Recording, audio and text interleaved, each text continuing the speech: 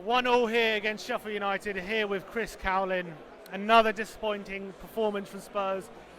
One step forward in midweek, 2 steps back today. Where do we go from here? I think the opposition was totally different today. Of course, we knew that Sheffield United were a very strong team. They started the day in 6th place in the Premier League. They'd only lost 1 away game throughout the whole of 2019, so there were no walkovers. It wasn't going to be a walkover today. Lots of fans I spoke to before the game expected Tottenham to win comfortably, but beating Red Star both home and away very comfortably is very different opposition to Premier League level. Yeah, and I completely agree with you. I expected a very tough game today. However, at the end of the day, I know they're a very good team. They are a promoted team, and the way they dominated us physically today and from an aggressive standpoint, this has to be something extremely worrying.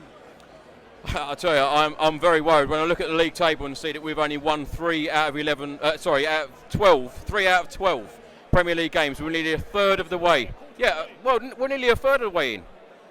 So it is very worrying. And lots of people in recent weeks have been blaming Christian Eriksen, Danny Rose, Toby, Jan.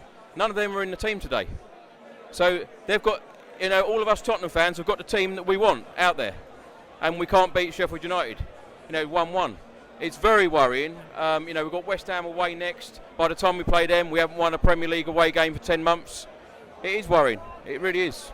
And so what does Pochettino do? He's listened. I don't know if he's listened to the fans, but the fans have been called, as you said, they've been calling for Eriksen to be out the side in the Premier League games. He started Lo Celso today, started in Ndombele. There was no players like Danny Rose. Even Toby was in the team, who people have questioned him.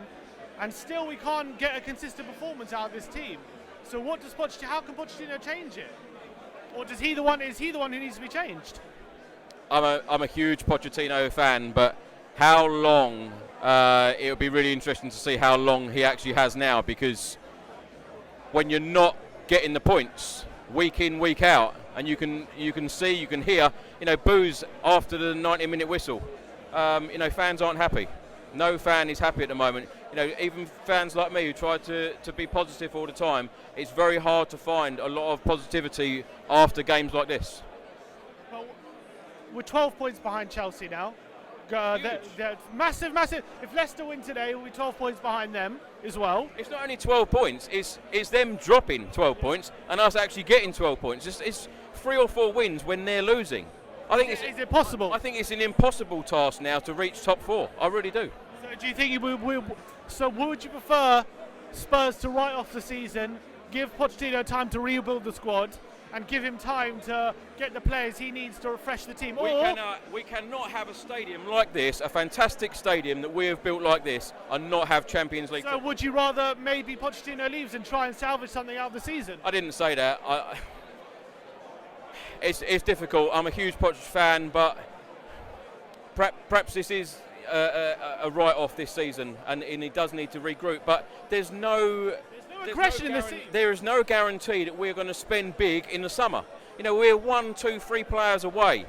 Big players away from challenging for the Premier League title, and now it looks like we're like a mid-table team. It's worrying. Do you think that this lack of aggression in the team that we used to see every single game? There's no aggression at all. What's that down to? There are no challenges. It's very, very different. It's a very different Pochettino side now compared to a couple of seasons ago. Yeah, but that physicality that we used to have, that we used to rely on, is completely gone. And when that physicality is gone, and we're relying on the technical ability of our own players, we seem to be lacking.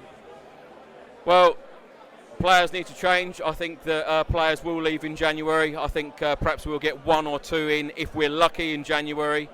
But serious investment needs to be made next summer, and we need to spend a lot of money to make us be challenging for the top 4 again. Is there any positives in terms of player performances that you could take out today? Positivity, I think Giovanni Lo Celso looks like he'll be a very good player for the future for us.